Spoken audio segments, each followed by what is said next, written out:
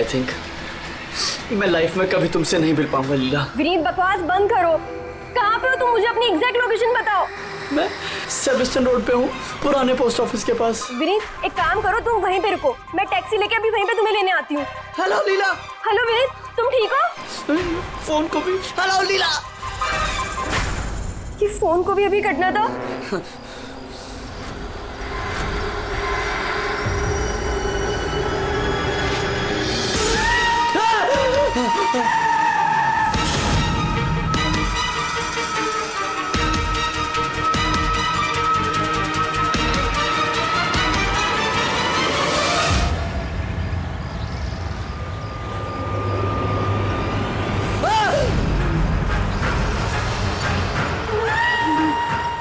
भगवान please help me, मुझे मेरे घर तक पहुंचा दो प्लीज।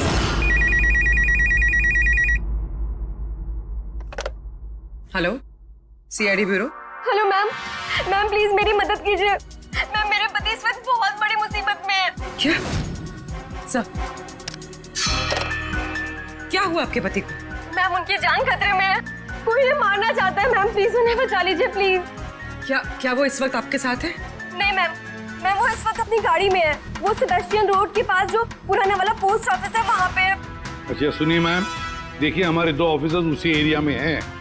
आप हमें आपकी गाड़ी का डिटेल दीजिए। व्हाइट बैक्स्टर है और गाड़ी का नंबर है 2536।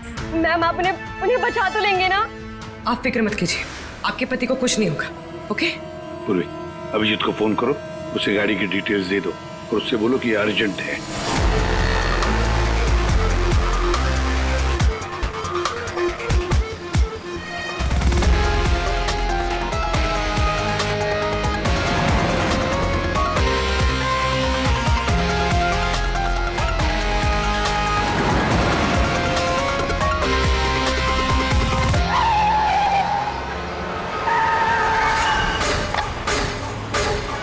या यही नंबर है।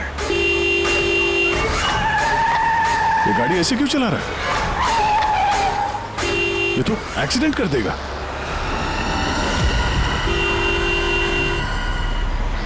मुझे माफ कर दो, मुझे माफ कर दो, मैं मरना नहीं चाहता, मुझे माफ कर दो। किससे बातें कर रहा है? गाड़ी में तो कोई नहीं है। अरे विनीत किससे बात कर रहा है? गाड़ी में कोई नहीं है। अंधे हो तुम लोग, तुम्हें दिखाई नहीं दे रहा? इतने सारे लोग मुझे बुला रहे हैं। कर क्या रहा है ये? मुझे माफ कर दो, मैं मरना नहीं चाहता। पागल हो गया लगता है। विनीत, विनीत, विनीत, तुम्हारी जान को खतरा हो सकता है, रुक जाओ।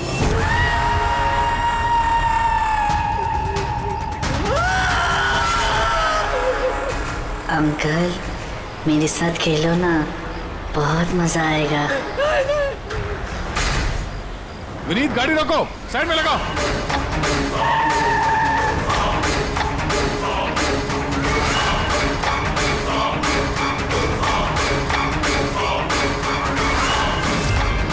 रुक जाओ विनीत, विनीत।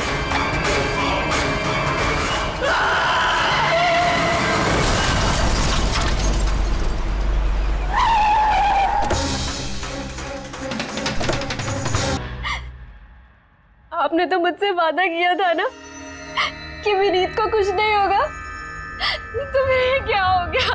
देखिए मैडम, अगर उनकी जान को किसी और से खतरा होता तो हम उन्हें जरूर बचा लेते, लेकिन वो तो खुद ही शराब पी के गाड़ी चला रहे थे। आप तो जानती हैं कितना खतरनाक है। नहीं, उनकी जान खुद उनकी वजह से नहीं गई है, बल्कि उन लोगों की वजह से गई है जो इतने दिनों से उन्हें परेशान कर रहे थे। कौन लोग? सुबह शाम सोते जागते हर वक्त वो उन्हें सताते रहते थे। वो इतना ज्यादा परेशान हो गए थे कि उन्होंने अपने बिजनेस पे भी पूरी तरह से ध्यान देना बंद कर दिया था। किन लोगों की बात कर रही हैं आप? जरा साफ साफ बताइए। मैम, विनीत की मौत हमारे सामने हुई थी और उस वक्त कार में उसके अलावा और कोई भी नहीं था, तो उसकी मौत का दोष आप किसी और को कैसे दे सकती हैं? क्योंकि उनका खून हुआ है। मर्डर है ये, मर्डर। मर्डर हुआ है? आप जानती है किसने किया ये? आत्माओं ने। आप लोगों ने वो आत्माएं नहीं देखी होंगी, लेकिन विनीत उन्हें साफ साफ देख सकते थे। सीआईडी आत्माओं को नहीं मानती। आप भी मानते सर। अगर आपने वो 2 हफ्ते पहले वाला नजारा देखा होता। लीला उठो, उठो लीला, लीला उठो। विनीत, विनीत,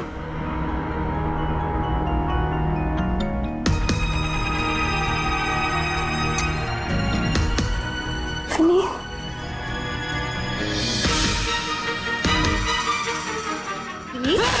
लीला क्या हुआ विनीत? वहाँ देखो, कबर्ड के ऊपर।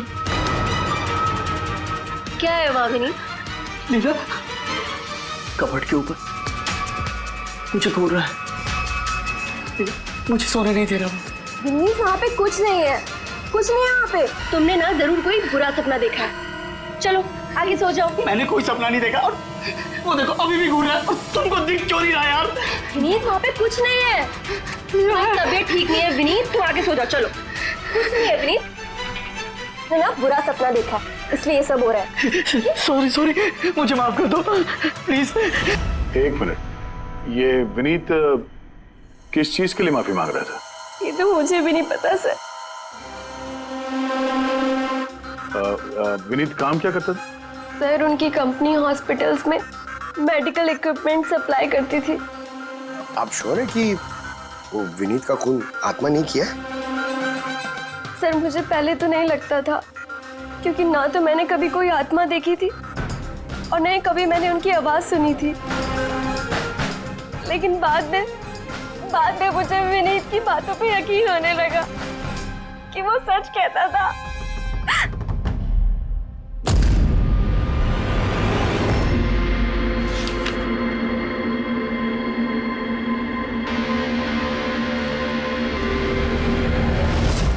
हाँ बॉस, इसकी मौत की एक ही वजह नजर आ रही है, इसके सर पर लगी हुई है चोट, जो इसे एक्सीडेंट के दौरान लगी। पक्का डॉक्टर साहब, कोई और वजह नहीं? अब विसरल सैंपल्स को चेक करना अभी बाकी है, लेकिन प्राइमा फेसी तो यही दिखता है कि मौत की वजह एक्सीडेंट है। तो बॉस, इसके खून में हमें अल्कोहल की बहुत ज्यादा मात्रा मिली, मुझे लगता है उसी की वजह से इसे हेलुसिनेशन होने लगे और इसने टक्कर मार दी। मतलब ये खून का मामला नहीं है। हम फ्यूनरल के लिए बॉडी को लौटा सकते हैं। अगर कुछ डाउट हुआ तो विसरल सैंपल से पता लग जाएगा। पता नहीं सर क्यों अभी मुझे ऐसा लग रहा है कि ये केस उतना सीधा नहीं है, क्योंकि जब हमने लीला से पूछा कि ये विनीत किससे माफी मांग रहा था तो वो बात को टाल गई। हम लोग भी फ्यूनरल में जाएं क्या? वहाँ रिलेटिव भी होंगे, फ्रेंड्स भी होंगे, बहुत सारे लोग होंगे, देखते हैं कुछ पता चलता है। जाओ, जरूर जाओ फ्यूनरल में।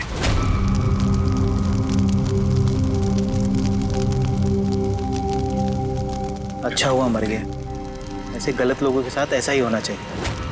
तुमने बिल्कुल ठीक कहा, इसकी मौत इससे बदतर होनी चाहिए थी। बस अब उस दिन का इंतजार है जब उन दोनों की भी चिता जलते हुए देखूंगा। उस दिन तुम सबको बहुत बड़ी पार्टी दूंगा मैं। क्या प्रॉब्लम क्या तुम्हारी? हाँ? यहाँ पर एक आदमी की चिता जल रही है, शौक मनाने के बजाय जश्न मनाने की बात करो तुम लोग। क्यों ना मनाऊं जश्न? अरे असली जश्न तो उस दिन मनेगा जिस दिन ये दोनों भी अग्नि की भेंट चढ़ेंगे। वो दोनों अग्नि की भेंट चढ़े या ना चढ़े, तुम सीआईडी के हत्थे जरूर चढ़ोगे। सर, अगर आप लोग सीआईडी से हैं तो आपको मुजरिमों का साथ देने के बजाय हम लोगों को इंसाफ दिलाना चाहिए सर। एक मिनट, कहना क्या चाहते हो? पूरी बात बताओ। सर, मेरा नाम रोहित है और मेरे पिताजी पर्पल हॉस्पिटल में एडमिट थे। डॉक्टर सर, वो वेंटिलेटर पे। डॉक्टर, नर्स डॉक्टर का रिलैक्स। मेरे पिताजी मर रहे हैं वहाँ पे, प्लीज डॉक्टर को बुलाइए प्लीज। क्या हुआ? क्यों शोर मचा रहे हो? शोर ना मचाऊं तो क्या करूं? मेरे पिताजी मर रहे हैं वहाँ पर और आपका स्टाफ यहाँ बैठकर मक्खियाँ मार रहे हैं। आप शांत हो जाइए प्लीज, आप जाइए पेशेंट के पास, हम आते हैं। मैम प्लीज जल्दी कीजिए प्लीज। हाँ, गजब हो गया, सारे के सारे वेंटिलेटर एक एक करके बंद हो रहे हैं। यस मैम, हमारे 2 इंटर्न्स मैनुअली ऑक्सीजन दे रहे हैं कुछ पेशेंट्स को। मैम, हर पेशेंट के साथ ऐसा नहीं हो सकता, अगर वेंटिलेटर्स ठीक नहीं हुआ तो पेशेंट मर जाएंगे। धीरे बोलो। अरे, ये हॉस्पिटल के रेपुटेशन का सवाल है, अगर मरीजों के घर वालों को पता चल गया है ना, फिर बवाल हो जाएगा। आप प्लीज 2 मिनट का वक्त दीजिए, हम सोल्यूशन। मैम, एक एक करके सारे वेंटिलेटर्स बंद हो रहे हैं। बाकी के वार्ड्स में चेक करो। Okay ma'am. अरे वो सप्लायर विनीत को फोन करो ना, वो ही अभी कुछ कर सकता है। बस टेंशन लेने की जरूरत। डॉक्टर महक, हुआ क्या है ये सर? वेंटिलेटर बंद हो रहे हैं सारे। आप प्लीज शांत रहिए, मैं बात करती हूँ ना। सर, एक एक करके सारे वेंटिलेटर्स बंद हो गए। क्या? ऐसे कैसे हो सकता है? तो किसी हॉस्पिटल में फोन करो ना, वहां से मंगवाओ। अरे राजा, फोन लगाओ और मैं एक काम करूँ, टेक्नीशियन जो यहाँ पर है उसको बुलाओ। राजा, क्या हो गया तुम्हें? तुम्हें सुनाई नहीं देता सर क्या आप कह रहे हैं? आप लोग क्या डिस्कशन में टाइम वेस्ट कर रहे हैं? मेरे पिताजी मर जाएंगे वहां पर। प्लीज जल्दी आइए, प्लीज। बस आते ही है, please. Ma'am, very bad news. 2 patients की जान चली गई है। 5 पेशेंट्स बहुत क्रिटिकल कंडीशन में हैं। सर, अगर आज हम लोगों का परिवार हमारे साथ नहीं है तो उसके जिम्मेदार सिर्फ और सिर्फ ये 3 लोग हैं, विनीत, महक और राजा। ये विनीत तो इक्विपमेंट सप्लाई करता था ना? जी सर। और ये महक राजा? सर, जिस दिन ये हादसा हुआ उस दिन महक डॉक्टर इंचार्ज थी और राजा हॉस्पिटल का एडमिन संभालता था। ये सिर्फ राजा और महक आए हॉस्पिटल से या और लोग भी आए वहाँ के? आए ना सर, वो हेड नर्स परिणीता, वो शेखर जो कि मेंटेनेंस में, और वो डॉक्टर केदार, इस हॉस्पिटल के मालिक। ठीक है, अभी शांत हो जाओ। हम इस मामले के तह तक जाएंगे। अगर तुम्हारे पिताजी के साथ नाइंसाफी हुई है तो उन्हें इंसाफ जरूर मिलेगा।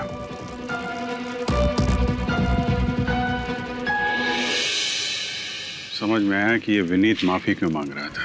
मुझे माफ कर दो, मैं मरना नहीं चाहता, मुझे माफ कर दो।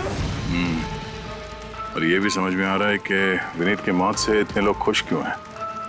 यानी विनीत की मौत का जिम्मेदार कोई भी हो सकता है। अब विनीत के बाद खूनी का अगला निशाना ये महक और राजा हो सकते हैं।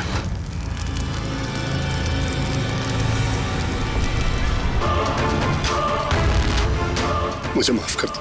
तुमने मुझे क्यों मरने दिया? मेरा पीछा मत करो।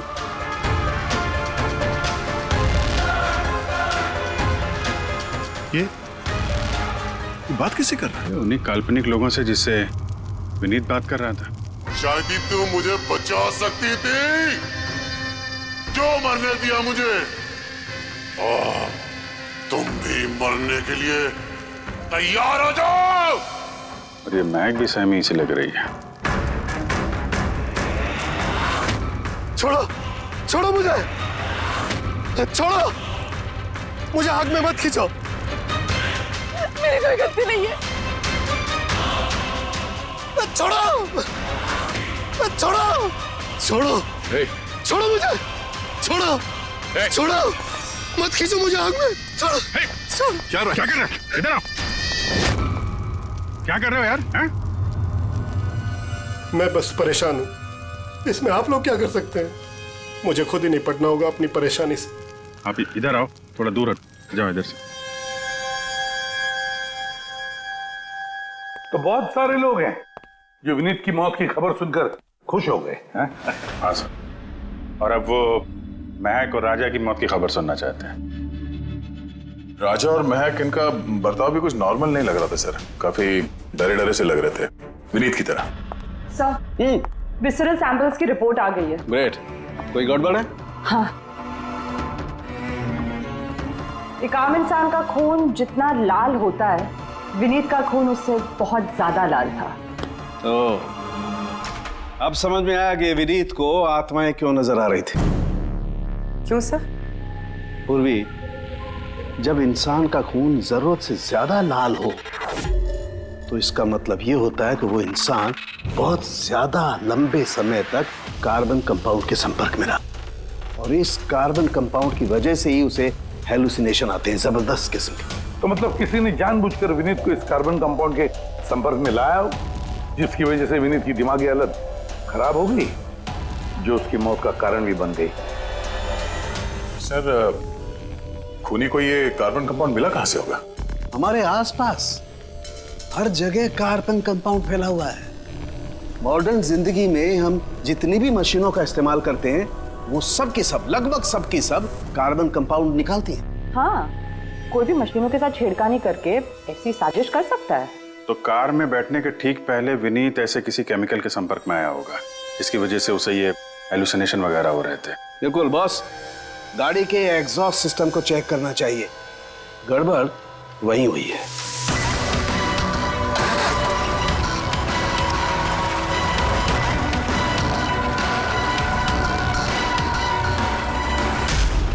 सालों के सर तो सही बोले थे सर, भाई इसमें से तो केमिकल भर भर के आ रहा है। एक बात तो पक्की है पंकज, आत्मा वात्मा कोई नहीं थी। हाँ सर, इसका मतलब अब खूनी के निशाने पे दो लोग हैं, राजा और महक।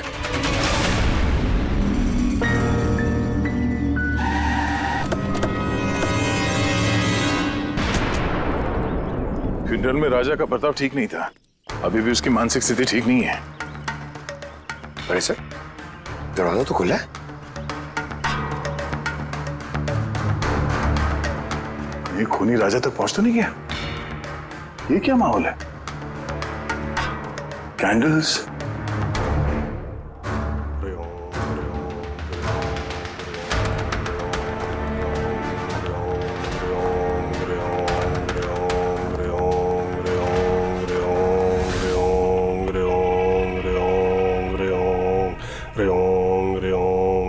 राजा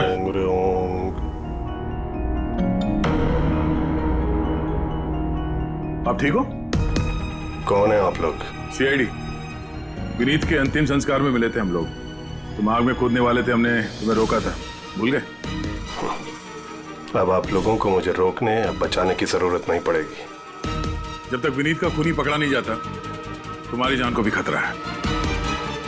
अच्छा सच सच बताना, उन 12 मरीजों की मौत क्या तुम्हारी लापरवाही की वजह से गई थी? खबरदार जो मुझ पर ऐसा गंदा और झूठा इल्जाम लगाया था। मैं निर्दोष हूं और कोई नहीं मरा मेरी वजह से। शांत शांत। राजा बड़ी मुश्किल से शांत हुआ है, इसे गुस्सा मत दिलाइए। आपकी तारीफ? श्लोक नाम है मेरा। मैं राजा की इस बुरे वक्त से बाहर निकलने में मदद कर रहा हूं। ओह, तो आप साइकियाट्रिस्ट हैं? साइकियाट्रिस्ट नहीं, साइकिक, मीडियम। इस दुनिया और दूसरी दुनिया के बीच एक पुल समझ लो। दूसरी दुनिया? दूसरी कौन सी दुनिया? वही आत्माओं वाली दुनिया। वैसे हम भी एक पुल है, मुजरिमों की दुनिया से लेके जेल के अंदर सलाखों के पीछे तक पहुंचाने का पुल। पर सर आप मुझे सलाखों के पीछे क्यों डालना चाह रहे हैं? मैं तो राजा की आत्माओं से बचाने में मदद कर रहा हूं। राजा को आत्माओं से नहीं, केमिकल पॉइजनिंग से बचाने की जरूरत है। और बंद करो अपना ये ढोंग, समझे? सर वो कहां इशारा करे? जो एसी के पास खड़ा हुआ है। किसकी बात कर रहे हैं? मुझे तो कोई भी नहीं दिख रहा। मुझे भी नहीं दिख रहा है। मानो या ना मानो, इस कमरे के अंदर कोई शक्तिशाली आत्मा है जो राजा को नुकसान पहुंचाना चाहती है। अभी पता चल जाएगा।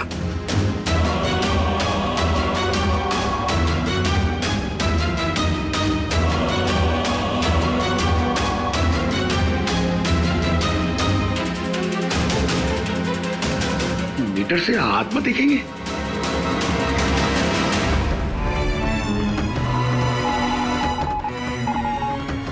देखा, वो आत्मा एसी के पास ही है।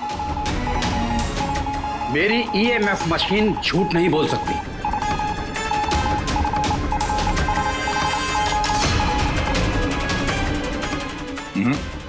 पर हमारा भी ये मीटर गलत नहीं हो सकता, समझे? रेडी? लगता है राजा को कार्बन कंपाउंड का असर उसकी गाड़ी से ही हुआ है। एक काम करो, ये मीटर ले जाओ, उसकी कार चेक करो। रेडी? पंकज, बताओ महक, विनीत के फ्यूनरल पे क्या देखा तुम?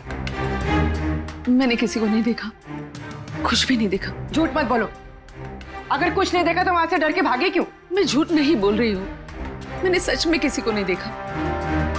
अच्छा, अस्पताल में जो 12 मौतें हुई थी, क्या वो तुम्हारी लापरवाही की वजह से हुई थी?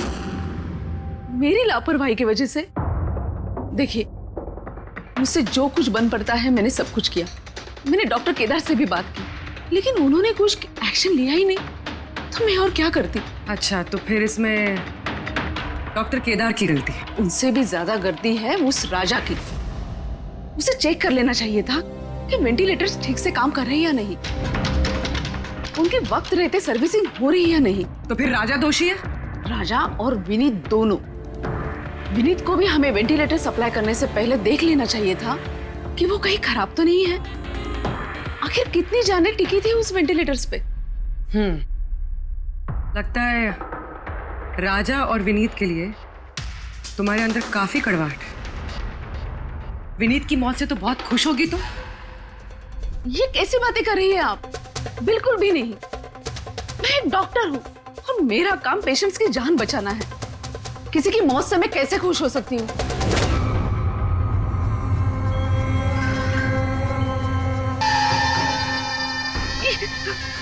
वो आ गया, वो आ गया, वो देखिए। लेकिन यहाँ तो कोई नहीं है। पीछे है। मैं यहाँ पर कोई नहीं है। देखो, तुम घबराओ मत। जब तक मैं हूं तुम्हें कुछ नहीं होगा। हाँ,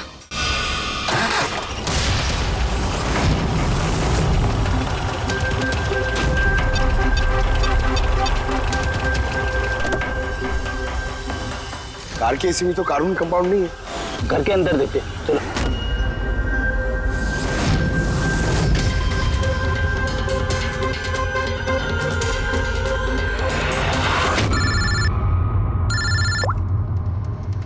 हाँ पूर्वी, महक के घर पे कोई केमिकल नहीं मिला? ठीक है, जब तक वो खूनी पकड़ा नहीं जाता तुम उसके साथ ही रहो, ठीक है? सर, हाँ, कार्बन कंपाउंड यहाँ पे भी नहीं है। कहीं कोई केमिकल नहीं मिलेगा। विज्ञान की दुनिया और केमिकल की दुनिया के अलावा भी कोई दूसरी दुनिया है, मानो या ना मानो। चुप, वो बंद। और जब तक बोलने को नहीं कहा जाए मुंह खोलना नहीं। राजा जी, आपको डरने की कोई जरूरत नहीं है। हम लोग हैं यहाँ पर। जब तक वो खूनी पकड़ा नहीं जाता सीआईडी आपके साथ ही रहेगी। मुझे सीआईडी की जरूरत नहीं है। ये है ना मेरी सुरक्षा करने के लिए। यार ये कैसे हो सकता है? ना राजा के घर में केमिकल मिला, ना महक के घर में केमिकल मिला, कैसे हो सकता है?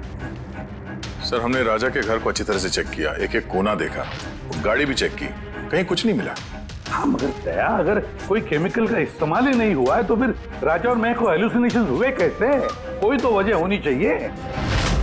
और सर, जिस तरीके से विनीत के कार के एसी में केमिकल का इस्तेमाल किया गया है, ये किसी नौसिखिया का काम नहीं लगता है। तो कोई एक्सपर्ट। एक काम करते हैं, बनने वालों के घरों में देखो, शायद कोई ऐसा आदमी हो जो केमिकल्स के बारे में अच्छी जानकारी रखता हो, कोई केमिकल्स में एक्सपर्ट।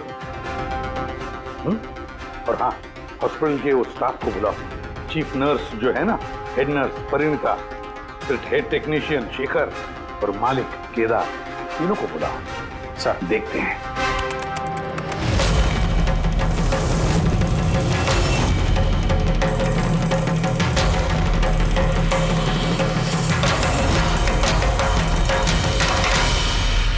तुम्हारा नाम शेखर है? Yes sir. हॉस्पिटल के हेड मैकेनिक, मेन टेक्नीशियन। मतलब हॉस्पिटल में जब भी किसी मशीनरी में प्रॉब्लम्स आ जाते तो पहले तुम्हें पता चलता है? जी हाँ सर। तो हॉस्पिटल के वेंटिलेटर्स खराब हो गए थे, ये तुम्हें पता नहीं था? सर, पहले से पता था। तो फिर किया कुछ नहीं क्यों? बताया क्यों नहीं किसे? हाँ सर, इसमें मेरी कोई गलती नहीं है। तो फिर किसकी गलती? सर, मैंने महक को पहले से ही बता दिया था वेंटिलेटर्स के बारे में, कि वेंटिलेटर्स में प्रॉब्लम हो रही है और वो कभी भी खराब हो सकते हैं। और ये वेंटिलेटर्स बंद होने से पहले तुमने बताया था? यस सर, 1 वीक पहले। मैम, मैंने आपको एक नोटिस भेजा था, वार्ड 3 के वेंटिलेटर्स ठीक तरह से काम नहीं कर रहे हैं। ओह, मैंने वो तुम्हारा लेटर पढ़ लिया था शेखर। तुम टेंशन मत लेना, मैं कुछ करती हूँ उनमें। बट मैम, मामला थोड़ा अर्जेंट है। हाँ हाँ, मुझे पता है। डॉक्टर महक। यस मैम, आपको अकाउंट्स डिपार्टमेंट में इमीडिएटली बुलाया है। हाँ, ओके, चलो। Okay ma'am. Don't worry Shekhar, मैं कुछ ना कुछ करूँगी पक्का। बट सर, उन्होंने मेरी बात को सीरियसली लिया ही नहीं। हाँ, महक ने वेंटिलेटर्स खराब होने पर पेशेंट्स को बहुत बचाने की कोशिश की, मगर राजा सर इतने घबरा गए कि कुछ कर ही नहीं पाए। शेखर जी, तुम कितना सच बोल रहे हो, कितना झूठ, ये तो हम पता लगा ही लेंगे। सर महक की कोई गलती नहीं है, उसने मुझे वेंटिलेटर्स खराब होने के बारे में पहले ही बता दिया था। लेकिन आपने क्या किया? सर मैंने हॉस्पिटल के एडमिन हेड को बता दिया था राजा को, क्योंकि हॉस्पिटल के जितने भी ये मशीनरी है उनकी देखरेख की जिम्मेदारी एडमिन हेड की होती है सर। तो आपने एडमिनिस्ट्रेटिव हेड राजा को बता दिया और आपकी जिम्मेदारी खत्म हो गई। आप मालिक है ना इस हॉस्पिटल के, तो जिम्मेदारी खत्म कैसे होती है आपकी? सर मैंने अपनी जिम्मेदारी निभाई, तभी तो मैं खुद गया राजा के केबिन में। राजा। जी सर। ये सब क्या कर रहे हो? अरे ये सब जरूरी नहीं है, इतने सारे मरीजों की सांसें वेंटिलेटर के भरोसे चल रही हैं, तुम यहाँ बैठे हो, अरे कुछ करो ना। जी सर, मैं अभी सप्लायर से बात करके वेंटिलेटर बदलवा देता हूँ। प्लीज प्लीज जल्दी करो। जी सर मुझे समझ में नहीं आ रहा कि उन्होंने वेंटिलेटर्स बदलवाए क्यों नहीं। मैं हैरान हूँ सर, कोई भी केदार जी पे उंगली उठा नहीं रहा है। हर कोई राजा, विनीत और महक के पीछे पड़ा हुआ है। वही तो, हॉस्पिटल के मालिक है ना केदार जी, तो पूरी की पूरी जिम्मेदारी भी केदार जी तुम्हारी है। लेकिन सर अब मैं खुद जाके तो रिपेयर नहीं कर सकता ना वेंटिलेटर्स। सर मेरा काम है कि कंसर्न डिपार्टमेंट को इन्फॉर्म करना, और सर वो मैंने कर दिया। बल्कि मैंने विनीत से खुद बात करी, मैंने उससे कहा कि अगर ये रिपेयर हो सकते हैं तो रिपेयर करे, वरना इनको चेंज कर दे, और उसने कोई एक्शन ही नहीं लिया। उसने कोई एक्शन नहीं लिया, उसने कोई एक्शन नहीं लिया। आपने क्या एक्शन लिया? और नाम भी ले रहे हो तो विनीत का जो मर चुका है, या राजा का जो जवाब देने की हालत में नहीं है।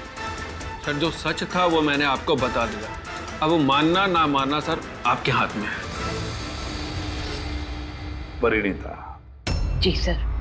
हॉस्पिटल की हेड नर्स, तो तुम हॉस्पिटल के बारे में सब कुछ जानती होंगी। जी सर।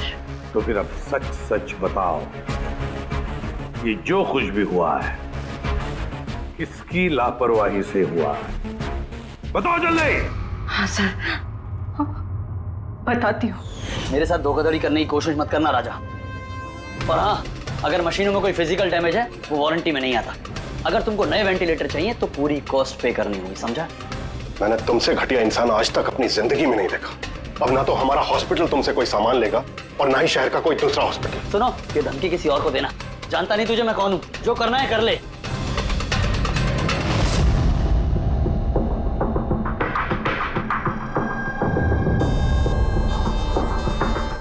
ये जो कुछ भी हुआ है इस राजा और विनीत के झगड़े की वजह से हुआ है। दोनों की झगड़े की वजह से सर इतने लोगों की जान चली गई। राजा को नए वेंटिलेटर का इंतजाम तुरंत करना चाहिए था। सर इन मरीजों के परिवार वालों में से 3 लोग ऐसे हैं जिन्होंने केमिकल इंजीनियरिंग की है। अच्छा, 3 लोग? तो फिर उनकी कुंडली निकालो, देखते हैं।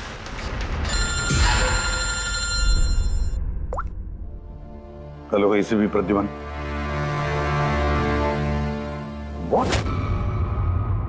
ठीक है, हम अभी पहुंचते हैं। क्या सर? राजा की मौत हो गई। दया, मौत तो इसकी सर पे चोट लगने की वजह से हुई। लगता है छत से कूद गया ये। जरूर हैलुसिनेशंस इतने भारी पड़ गए होंगे कि दिल मिलाकर राजा ने ऊपर से छलांग लगा दी। और तुम ख्याल रखने वाले थे ना इसका? ये ख्याल रखा तुमने? हाँ?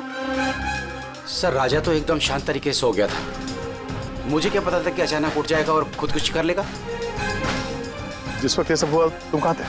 हाँ? सर मैं दूसरे कमरे में सो रहा था, तभी मुझे राजा के जोर जोर से चीखने की आवाज सुनाई दी। मुझे इन आत्माओं को नहीं झेलना, मुझे इसे निजात चाहिए, आजादी चाहिए। और जब तक मैं इसके पास पहुंचता ये छत से कूद गया साहब। वाह क्या बात है, राजा को अकेले छोड़कर तुम घोड़े बेच के सो रहे थे? हाँ? मैंने तो कमर कस ली थी कि नहीं सोऊंगा, पर न जाने कैसे नींद आ गई। जरूर मुझे उन आत्माओं ने सुला दिया होगा। आप ये देखिए सर, मीटर की रीडिंग भी कितनी बढ़ गई है। मुझे मेरी तबीयत भी कुछ कमजोर लग रही है सर। अगर दोबारा ये मीटर दिखा दिया ना मुझे तो याद रख। एक मिनट दया, एक मिनट भाई, जरा ये मीटर देना मुझे। ये लीजिए। ये मीटर मैं रख लेता हूँ। हाँ? तुम्हें लौटा दूंगा बाद में। जी सर, पर दे दीजिएगा। हाँ जरूर दे दूंगा। अभी एक काम करो, अभी तुम घर जाके थोड़ा आराम करो, थक गए हो ना, बहुत कमजोरी होगी तुम्हें। हाँ जी सर। बराबर सोए नहीं, जाओ जाओ आराम करो। ये क्या डॉक्टर साहब, उसे जाने दिया और ये मीटर रख लिया? दया, ये मीटर जो है ना, ये बड़े काम की चीज है।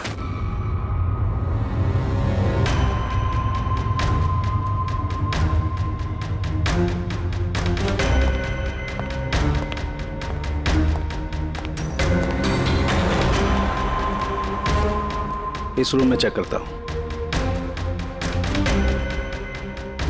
हाँ सर। नहीं, ऊपर चलते हैं।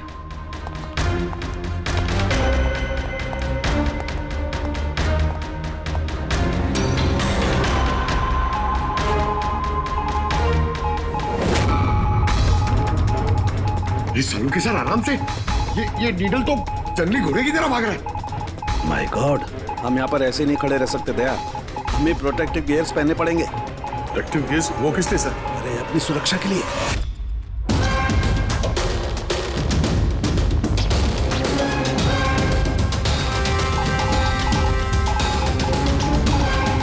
ये देखो, सबसे ज्यादा मीटर रीडिंग यहीं पर है, इस एसी के नीचे। मतलब सर वो वहाँ। पंकज खबरदार, खबरदार, जो आत्मा का नाम भी लिया तो। सर ये मीटर किस तरफ इशारा कर रहा है? बताता हूँ बाहर चलो, बाहर चलो।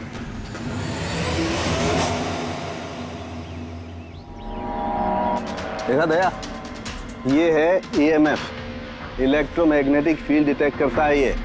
इलेक्ट्रोमैग्नेटिक फील्ड्स, ये तो आजकल सभी इलेक्ट्रॉनिक अप्लायंसेस में होता है सर, टीवी, फ्रिज, एसी में। बिल्कुल दया, लेकिन उन अप्लायंसेस का EMF हिडन होता है, छिपा हुआ होता है, ताकि लोगों पर बुरा असर ना हो। कैसा बुरा असर? इसकी वजह से लोगों को नौशिया हो सकता है, जी घबरा सकता है, बेचैनी हो सकती है, और अगर ज्यादा देर तक संपर्क में रहे तो हेलुसिनेशन होना भी कोई बड़ी बात नहीं है। ओह, मतलब राजा को ये हेलुसिनेशन किसी केमिकल की वजह से नहीं हुआ है, अपने घर के इलेक्ट्रॉनिक अप्लायंसेस की वजह से हुआ है, क्योंकि उसका वो EMF ढका हुआ नहीं था। बिल्कुल। इसका मतलब है सर, किसी ने ये जानबूझ के छेड़छाड़ की है इसमें? हो सकता है दया, वैसे ही राजा को अंदर से पछतावा महसूस हो रहा था, दुखी था बेचारा कि वो मरीजों को बचा नहीं पाया, इसीलिए हेलुसिनेशन उसे पछतावा के रूप में दिखाई देने लगे। शायद इसी पछतावे की वजह से इस विनीत की भी मौत हो गई। बिल्कुल, और वो अशोक, उससे भी कमजोरी इसीलिए महसूस हो रही थी क्योंकि वो भी काफी देर तक इस EMF के संपर्क में था।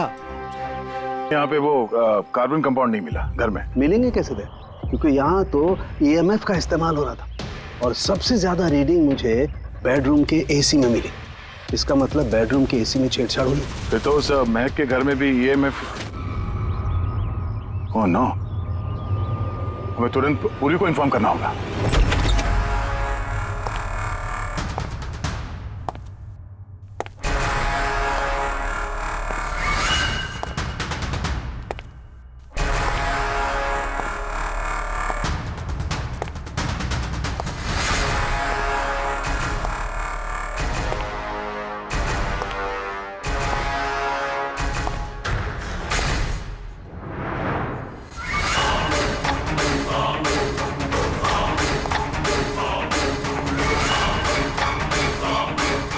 जान लेकर चैन नहीं पड़ा तुम्हें, जो फिर से मुझे मारने आई हो।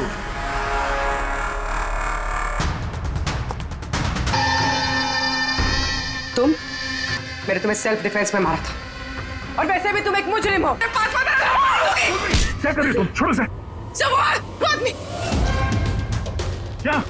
सर यहाँ पे सर रोकिए इसे, ये मुझे मारना चाहती है। पहले यहाँ से बाहर निकली, जल्दी आउट ऑफ हियर प्लीज, जल्दी फास्ट। ये हैं वो 3 लोग जिनका संबंध केमिकल इंजीनियरिंग से है, सुहास, दीपक और किशोर। खूनी इनमें से कोई भी हो सकता है। नहीं अभिजीत, कार के AC में केमिकल फिक्स करना अलग बात है, और इलेक्ट्रोमैग्नेटिक फील्ड को इतनी होशियारी के साथ इस्तेमाल करना अलग बात है। मुझे लगता है ये कोई ऐसा आदमी है जिसे साइंस की, मेडिकल साइंस की बहुत अच्छी जानकारी है, या तो कोई डॉक्टर या कोई साइंटिस्ट। जिसने भी किया उसने पूरा बंदोबस्त किया था इस इलेक्ट्रोमैग्नेटिक फील्ड का, कि ये महक और राजा दोनों कायम के लिए उस ईएमएफ के असर में रहे हैं। हो सकता है जब ये दोनों हॉस्पिटल में अपना काम कर रहे थे तब भी ये ईएमएफ वहां पर प्रेजेंट था। तो फिर सर शायद हॉस्पिटल के किसी मशीन के साथ भी छेड़छाड़ की गई होगी। बिल्कुल दया, बिल्कुल। और ये करने वाला वही है, हॉस्पिटल का अंदर वाला। तो ये वो जगह है जहाँ पे महक और राजा बैठा करते थे? जी हाँ।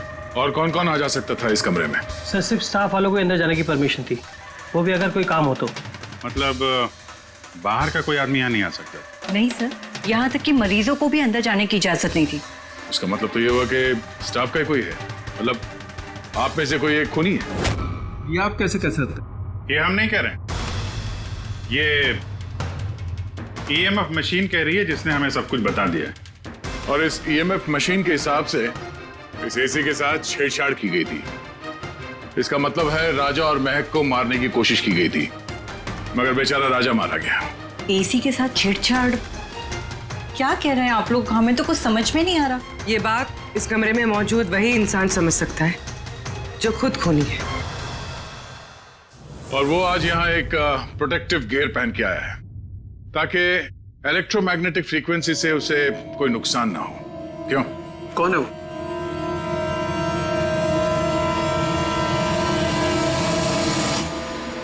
क्यों?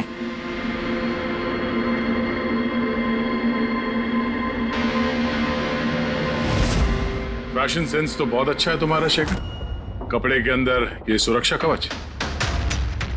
तुम्हारे सारे पत्ते खुल चुके हैं शेखर। हमने तुम्हारे बारे में सब कुछ पता लगा लिया है। तुम ही यहाँ पे सिर्फ ऐसे टेक्नीशियन हो जो एसी के साथ छेड़छाड़ कर सकते हैं। अब जल्दी बताओ, क्यों किया तुमने ऐसा? हाँ, मैंने किया ये सब। और क्या गलत किया अगर मैंने महक, विनीत और राजा पे इल्जाम लगाया तो? इन लोगों की वजह से 12 मरीजों की मौत हुई जो मुझसे देखा नहीं गया। और मैंने सोचा कि इन लोगों को भी वैसी ही मौत मिलनी चाहिए जैसे उन 12 मरीजों को मिली। इसलिए मैंने ईएमएफ और कार्बन कंपाउंड के जहर का इस्तेमाल किया ताकि इन लोगों को ऐसी मौत दे सकूं। मौत नहीं, एक भयानक मौत। और ये मेरा इंसाफ था। इंसाफ करने का हक सिर्फ कानून को है, किसी और को नहीं, समझे? तुम जानते थे उस केमिकल के इस्तेमाल से उन लोगों को हैलुसिनेशन होगा। वो मरे हुए मरीज उन्हें सामने दिखाई देंगे जिसकी वजह से वो पागल हो जाएंगे। क्यों? और मैं अपने मकसद में कामयाब भी हुआ। जैसी मैं मौत चाहता था वैसी ही मौत विनीत और राजा को मिली। मगर अफसोस, महक को आपने एंड मोमेंट पे बचा लिया। कामयाब तो तुम तब होते जब बिना कोई जुर्म किए उन्हें उनके अंजाम तक पहुंचाते। क्या फर्क रह गया तुम में और उन दोनों में? अब तुम भी एक हत्यारे हो। तुम्हें क्या सजा मिलेगी इसका फैसला तो अब अदालत ही करेगी।